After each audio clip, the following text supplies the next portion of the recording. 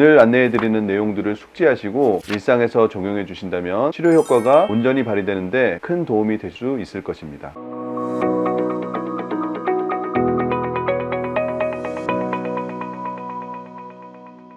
근본부터 근본으로 근본정형외과 대표원장 닥터 오관절입니다.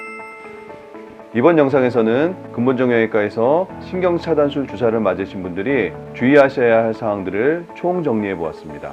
오늘 안내해드리는 내용들을 숙지하시고 일상에서 적용해 주신다면 치료 효과가 온전히 발휘되는데 큰 도움이 될 수 있을 것입니다.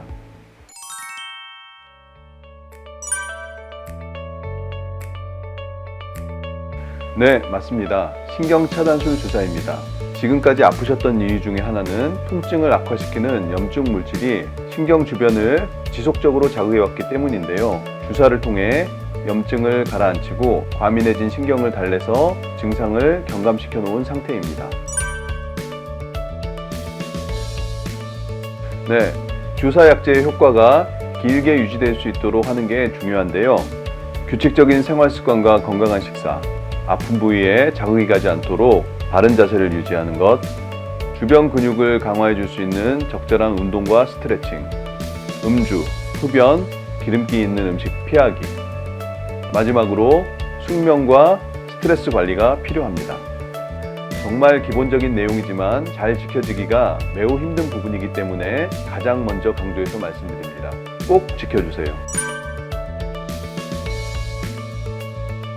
아무래도 신경 주변에 약물을 주사하였기 때문에 드물지만 부작용을 호소하는 경우가 있기도 합니다.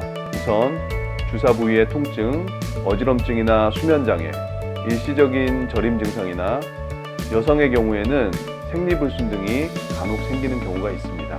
하지만 이러한 증상은 짧게는 몇 시간에서 길게는 며칠 내에 호전되기 때문에 크게 염려하실 필요는 없습니다.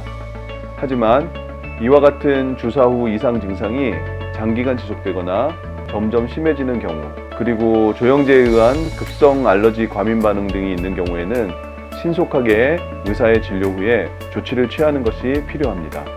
또한 정말 드물기는 하지만 신경차단술 주사 후 신경손상, 척수경색, 혈관 손상 등에 의한 합병증이 생기는 경우도 있기 때문에 평소 지병이 있거나 장기간 복용하는 혈액 응고 관련 약물이 있는 경우에는 주사 치료 전에 반드시 의료진에게 알려주셔야 합니다.